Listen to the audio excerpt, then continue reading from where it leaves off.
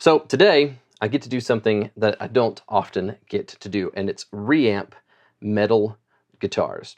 Most of the genres that I work with are country and rock-based stuff, whether it's active rock or more indie rock sounding things. But today I get to fire up these three titans of metal tone behind me. These are, in my opinion, some of the coolest sounding amplifiers for high gain sounds. The Friedman I've only had for probably a month and a half, and it has quickly become my go-to for anything that is rock to hard rock. And today I'm going to try it out on this metal track.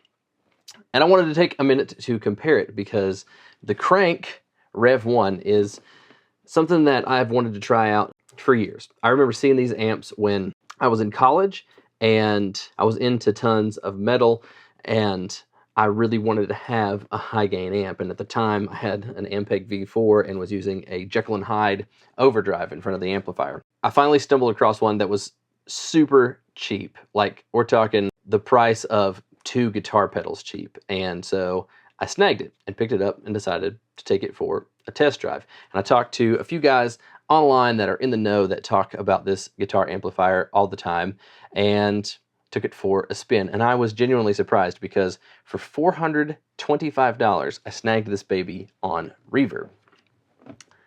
And gosh darn it, if it doesn't go head to head with used price, the nearly $2,500 Friedman.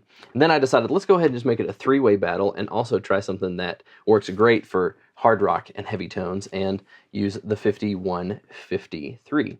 So we've got a song here by Shattered Sun.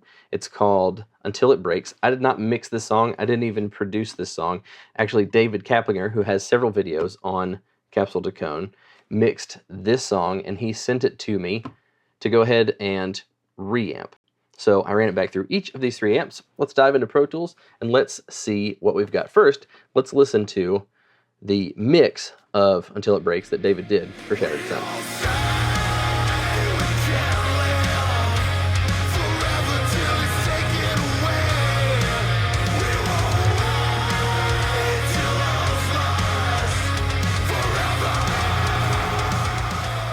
Okay, the song sounds fantastic. David did a great job, and I just want to go over a couple of preliminary things before we listen back to the tracks that I reamped. First of all, I used an Ampeg V4 cab that has Celestion Vintage 30s and G12H 30s in an X pattern. I mic'd the Vintage 30 with an SM57, and I mic'd the G12H 30 with an SE Electronics VR1 ribbon microphone. Those microphones then ran into a pair of 7th Circle audio preamps. That's basically their clone of a Neve. You can look up, there's all kinds of information about it. They're great sounding preamps. They sound fantastic for guitar.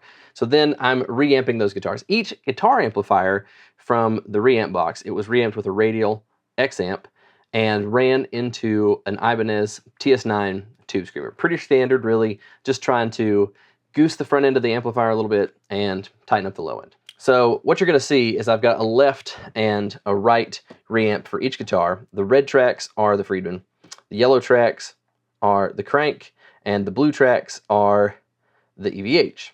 And so what we can actually do here is I have the instrumental, which has the extra guitars and the bass and the drums, solo safed. It will stay on all the time. And as I solo in Pro Tools, we can listen to each of the different amplifiers. And I've got this XOR solo mode that I'm using so that we can listen to them. And what I've gone through is basically the way that I use the two mic setup is that I'll have the 57 as kind of my main fader. That's kind of like my starting point. I'll put that one up to unity first, and then as I'm listening to the tone, I'll sneak in that ribbon microphone to kind of fill out and round out the low end, the low mids. But sometimes I favor the VR1. After I've played around with the faders a little bit, I'll end up going towards the VR1, which is exactly what I ended up doing here on the Krank. You can see that the VR1 is a little bit louder. I shot for capturing all these guitars around -10 on the VU meter, but some of the amps were just slightly louder, and so I had to go through and kind of fuss with getting the faders to, one, sound the way that I wanted to, the blend between the microphones, but then also kind of trying to closely match the gain level so there's not too big of a discrepancy. But I think they all sound really, really good. So let's go ahead, take a listen, We're going to start with the Krank.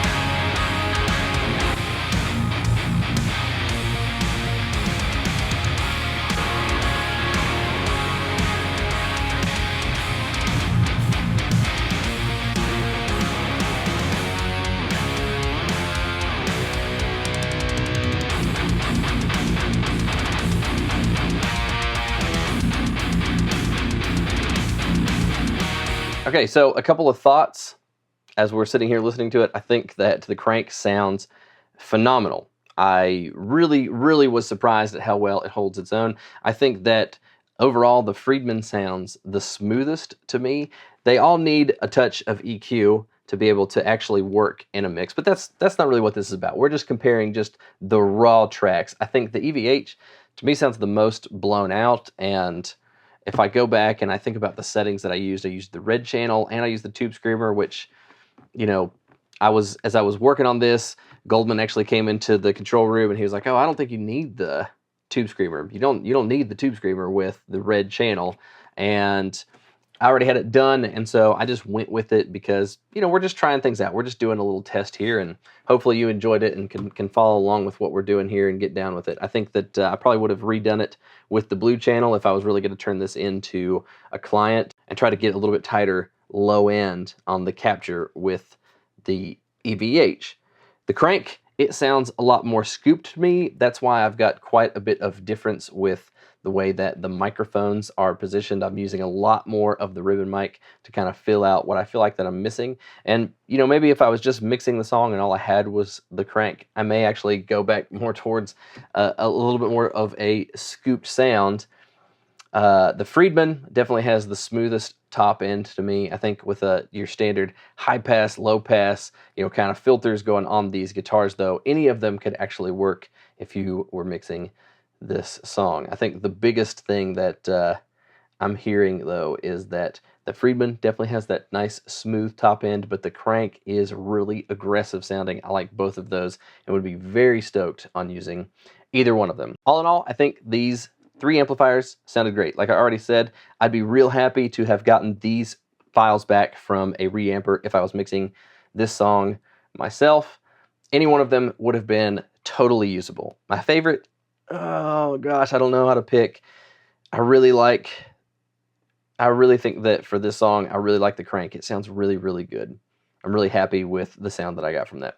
What I want to do is this. I want you to be able to check this out on your own, so I'm going to put a link in the description below. Download these files. Listen to the amps that I reamped with the instrumental, and then also take the DIs, reamp it yourself, run it through an amp sim or a Kemper or whatever you have in your home studio, and see what you think of it. Check it out and make it your own and compare against these 3 amplifiers. Please, please, if you enjoyed this video, give me a like, give me a thumbs up, subscribe, ring that bell notification so that you can know when I've got more content coming out. Until next time, thanks for watching.